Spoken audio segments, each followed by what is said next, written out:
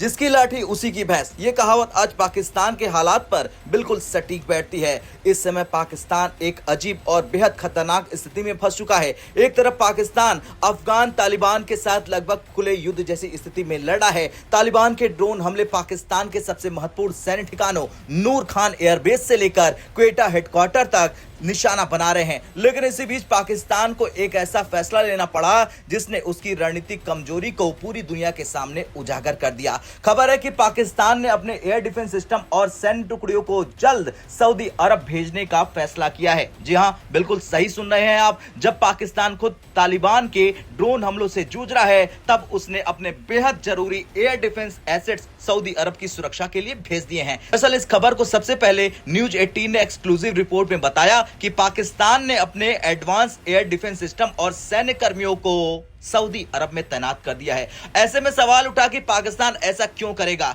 इसका जवाब जियोपॉलिटिक्स में छिपा है। पाकिस्तान और सऊदी अरब के रिश्ते लंबे समय से मालिक नौकर जैसे माने जाते हैं। सऊदी अरब पाकिस्तान को आर्थिक मदद देता है, यानी कि उसके कटोरे में भीख देता है, और बदले में पाकिस्तान उसकी सुरक्षा के लिए अपने सैनिक और सैन्य संसाधन उपलब्ध कराता है। लेकिन इस बार स्थिति बेहद दिलचस्प है। जब पाकिस्तान तालिबान के साथ संघर्ष में उलझा हुआ है, उसी समय सऊदी अरब पर ईरान समर्थित ड्रोन हमले शुरू हो गए हैं। इसके बाद सऊदी अरब ने पाकिस्तान से तुरंत मदद मांगी और पाकिस्तान को अपने एयर डिफेंस सिस्टम भेजने पड़े। रिपोर्ट के मुताबिक 28 फरवरी को पाकिस्तान के प्रधानमंत्री शहबाज शरीफ और सऊदी क्राउन प्रिंस मोहम्मद बिन सलमान के बीच फोन पर बातचीत हुई। इसके ठीक अगले दिन यानी 1 मार्च को पाकिस्तान एयरफोर्स के 2 कार्गो विमान IL-78 नूर खान एयरबेस से उड़ान भरते हैं। ये विमान पहले कराची पहुंचते हैं और वहां से सैनिकों, मिसाइल सिस्टम और सैन्य उपकरणों को लेकर सीधे सऊदी अरब रवाना हो जाते हैं। यानी पाकिस्तान ने अपने एयर डिफेंस सिस्टम सऊदी अरब की सुरक्षा के लिए भेज दिए हैं। ऐसे में सवाल उठा कि पाकिस्तान ने आखिर कौन कौन से सिस्टम भेजे हैं।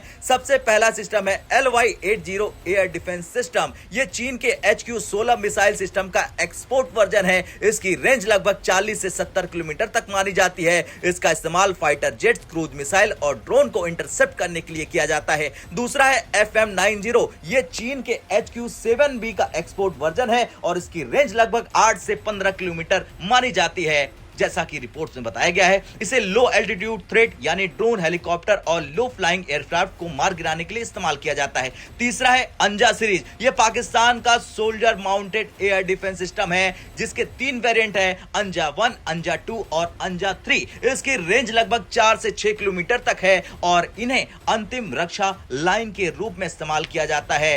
अब यहां सबसे दिलचस्प बात यह है कि यही एयर डिफेंस सिस्टम पाकिस्तान को इस समय तालिबान के ड्रोन हमलों से बचाने के लिए सबसे ज्यादा जरूरी थे, लेकिन पाकिस्तान ने इन्हें सऊदी अरब भेज दिया है। यानी तालिबान के खिलाफ लड़ते हुए पाकिस्तान ने खुद अपने एयर डिफेंस को कमजोर कर लिया है और इसी कारण अब तालिबान को पाकिस्तान के ऊपर ड्रोन हमले करने के लिए लगभग खुला मैदान मिल सकता है। अब आपको याद होगा कि हाल ही में तालिबान ने पाकिस्तान के नूर खान एयरबेस और क्वेटा के सैन्य ठिकानों को निशाना बनाया था। इन हमलों के वीडियो भी तालिबान की ओर से जारी किए गए थे। यानी खतरा बिल्कुल वास्तविक है, लेकिन इसके बावजूद पाकिस्तान ने अपने संसाधन सऊदी अरब को दे दिए। यहां एक और दिलचस्प बात देखने को मिलती है कि अब पाकिस्तान तालिबान से लड़ रहा था, तब सऊदी अरब ने पाकिस्तान की कोई सैन्य मदद नहीं की। सऊदी अरब ने सिर्फ इतना कहा कि पाकिस्तान और तालिबान को बातचीत के जरिए समस्या हल करनी चाहिए, लेकिन जैसे ही सऊदी अरब पर ड्रोन हमले शुरू हुए, पाकिस्तान को तुरंत अपनी सैन्य मदद भेजनी पड़ी। यही फर्क होता है जब किसी देश के पास पूरी रणनीतिक स्वतंत्रता नहीं होती है।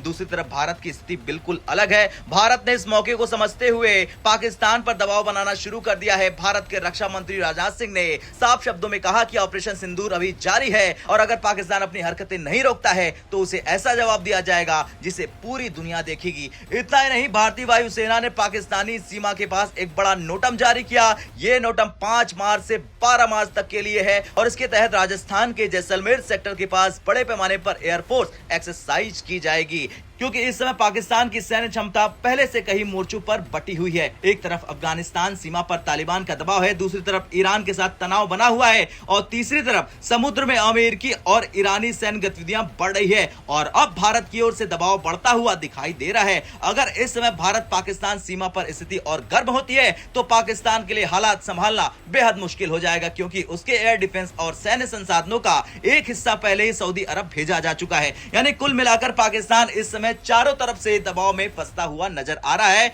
और वजह है पाकिस्तान के भीतर भी अब सवाल उठने लगे हैं कि आखिर कब तक देश की सेना दूसरे देशों की सुरक्षा में लगी रहेगी जबकि खुद पाकिस्तान की सुरक्षा खतरे में है। खैर आने वाले दिनों में यह देखना दिलचस्प होगा कि पाकिस्तान इस जटिल स्थिति से कैसे बाहर निकलता है।